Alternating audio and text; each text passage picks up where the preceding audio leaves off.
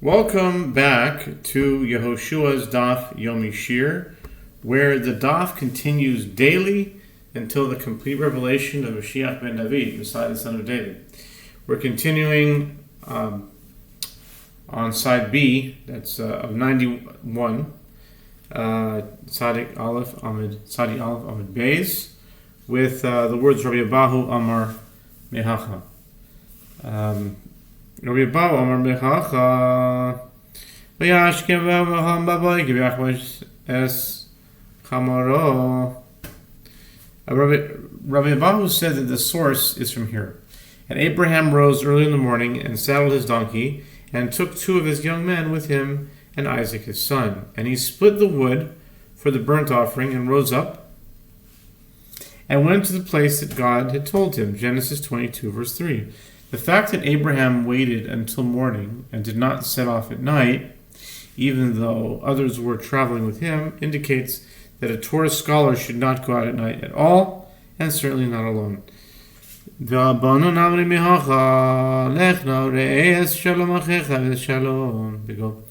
the rabbis say that the source is from here. The verse that describes when Jacob sent Joseph to his brothers, and he said to him, "Go now, see whether it is well with your brothers and well with the flock, and bring me back word." So he sent him out of the valley of Hebron, and he came to Shechem, Genesis 37:14.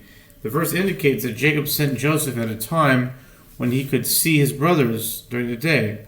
This shows that a Torah scholar should not go out alone at night. Unfortunately, it didn't turn out well for Joseph, well, at least temporarily. So even though he went on the day, he was still harmed. Okay, anyway, but maybe if he went at night, it would have been worse. Anyway, Rav Amar Behacha Yizrach Shemesh. Rav said that the source is from here, and the sun rose for him, and he passed over Peniel, and he limped upon his thigh. Genesis 32:32. This indicates that Jacob remained where he was all night and left in the morning, because the Torah scholar should not go out alone at night. Amar Rabbi Akiva Shalti es Rabban Gamliel es Rabbi Yehoshua beitliz shel imaum שהלכו לקח בהמה למשתה בנו של רבי גמליאל. רבן גמליאל כסיב יזרח לו השמש וכי השמש לא לבד זרחה והלא לכל העולם זרחה. The Gemara cites an incident involving the final verse cited above. Rabbi Akiva says, I asked the following question of Rabban Gamliel and Rabbi Yehoshua in the meat market in the town of Emmaus, on the road to Emmaus, where they went to purchase an animal for the wedding feast of Rabbi Gamliel's son. It is written in the verse, and the sun shone for him when he passed Peniel, and he limped on his thigh, Genesis 32:32. But did the sun shine only for him? Didn't it shine for the entire world? Amar Rabbi Yitzchak, Shemesh hava ba'avuro, zorcha ba'avuro. Nechsiv, vayetzi Yaakov miber Shava, vayelech Charana. Uchesi, vayivga b'makom, כי אם אתה לחרון אמר אפשר, עברתי על המקום שהספללו, אבו ישראל ואני לא הספללתי. כך יהיב דייתי למדו קבצו ליערו, ומיד ויבקע במקום. Rabbi Yitzchak says, the verse means that the sun which set early, exclusively for him, also shone early, and exclusively for him, in order to rectify the disparity created by the premature sunset. The Gemara explains when the sun set early for him, as it is written, and Jacob went out from Beersheba and went toward Haran. Genesis 28:10, and it is written thereafter, and he encountered the place, and he slept there, because the sun had set. Genesis 20:11. And when Jacob arrived at Haran, he said, Is it possible that I passed the place where my fathers prayed, and I did not pray there? When he says, mine to return, the land contracted for him. Immediately the verse states, and he encountered the place, indicating that he arrived there miraculously. Kad tzali boy lemedar, amar kodesh baruch hu tzadik zeh ba lebeis meloini v'yipoter belolina miyad bo hashemesh. When he had finished praying and he wanted to return to Haran, the Holy One, blessed be he, said, this righteous man came to my lodging place, and he will depart without remaining overnight. Immediately the sun set before its proper time, so that Jacob would stay overnight in that place. Ksiv vayikach me'avnei hamakom, u'ksiv vayikach es ha'even, amar Rabbi Yitzchak, v'lama nitkabtzu kol ha'oisen ha'vonim b'makom echad. Kol achas v'achas v'meres, the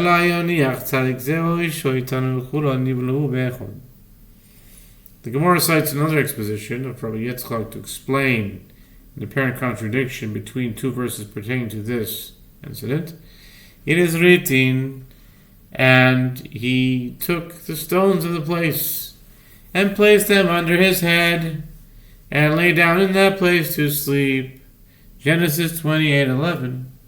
And it is written, and Jacob rose up early in the morning, and he took the stone that he had placed under his head, and he set it up for a pillar, and poured oil upon the top of it. Genesis 28:18. The first verse indicates that Jacob took several stones, whereas the latter verse indicates that he took only one stone. Rabbi Yitzchak says this teaches that all those stones gathered to one place, and each one said, let this righteous man place his head upon me. And it was taught, and all of them were absorbed into one large rock. The Gemara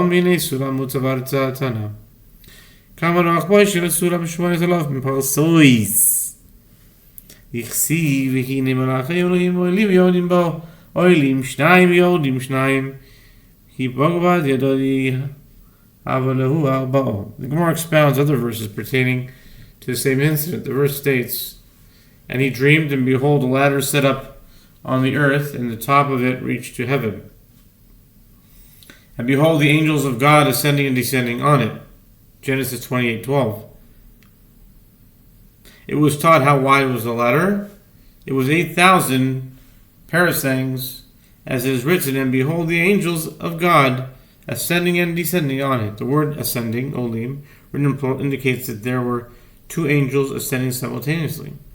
Likewise, the term and descending, also in the plural, indicates that two angels were descending simultaneously. And when they met one another, there were a total of 4 in one place. The ladder must have been wide enough to accommodate 4 angels. Uchesiv bei malach. And it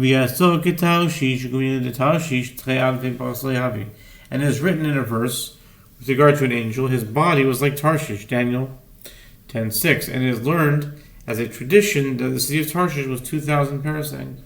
Consequently, in order to accommodate 4 angels, the ladder must have been 8,000 parasangs wide. It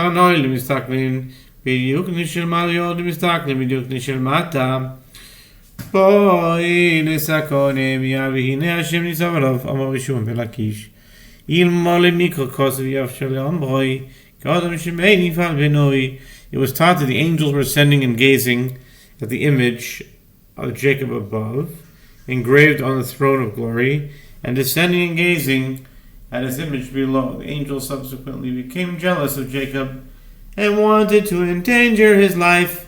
Immediately Jacob received divine protection, as the verse states, and behold, the Lord stood over him. Genesis 28:13. Rabbi Shimon ben Lakish says, were it not written in a verse, it would be impossible to utter it in deference to God, since it describes God as standing over Jacob to protect him from angels, like a man who waves a fan over his son to cool him down.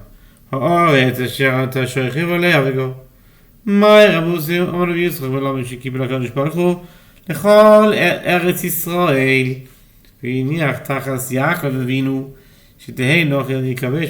Gemara explains another verse from Jacob's dream.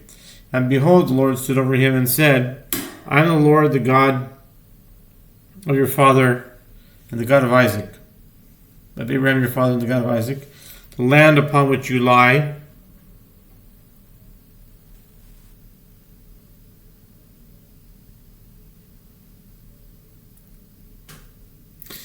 to you I will give it, and to your seed. Genesis 20:13. The Gemara asks, what is the greatness of this promise?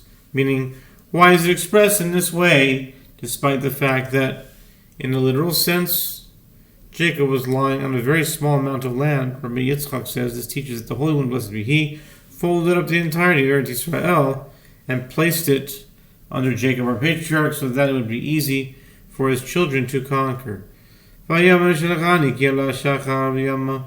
Amar lo ganav ata o kubiustus ata shmisirei min hashachar. Amar lo malach ani umiyom shenivreiti lo igia zmani lomar shira ad achshav. The Gemara returns to the verses that describe Jacob wrestling with the angel, and he said, let me go, for the dawn is risen. And he said, I will not let you go until you bless me. Genesis 32:27. Jacob said to the angel, are you a thief? Or are you a gambler who was afraid of dawn? The angel said to him, I am an angel. And from the day I was created, my time to recite a song before God has not yet arrived until now. Now I must ascend so that I can sing songs of praise to God.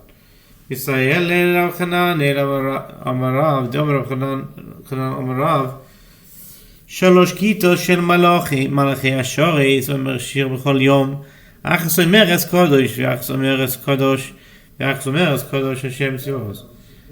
The Gemara comments, this supports the opinion of Hananel when he related that Rav said, as Rav Hananel said, that Rav said, 3 groups of ministering angels recite a song every day from the verse, Holy, Holy, Holy is the Lord. One says holy and another says holy, and the other one says holy is the Lord of hosts. The whole earth is full of his glory. Isaiah 6 verse 3.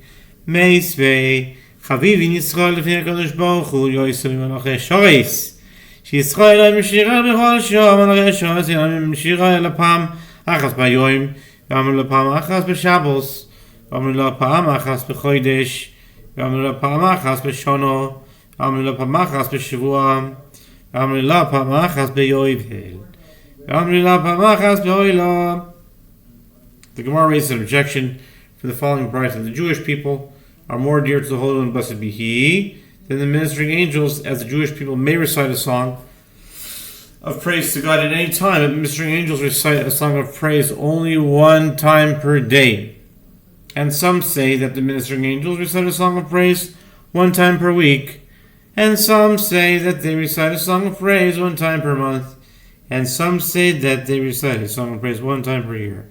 And some say they recite a song of praise once in every 7 years. And some say they recite a song of praise one time per jubilee. And some say they recite a song of praise one time in the entire history of the world. Yisrael maskir es Hashem. Achash te'tevo yishnim rishma Yisrael Hashem l'ken Hashem echad. ומלאכי שורש הם מזכירים את השם אלוהיך שלוש תיבות תכסיב קדוש קדוש קדוש Hashem Tzvaos. And furthermore, the Jewish people mention the name of God after 2 words that is said here, O Israel, Lord our God. Lord is 1, Deuteronomy 6:4. But the ministering angels mention the name of God only after 3 words that is written, and one called unto another and said, Holy, Holy, Holy, the Lord of hosts. The whole earth is full of his glory. Isaiah 6:3.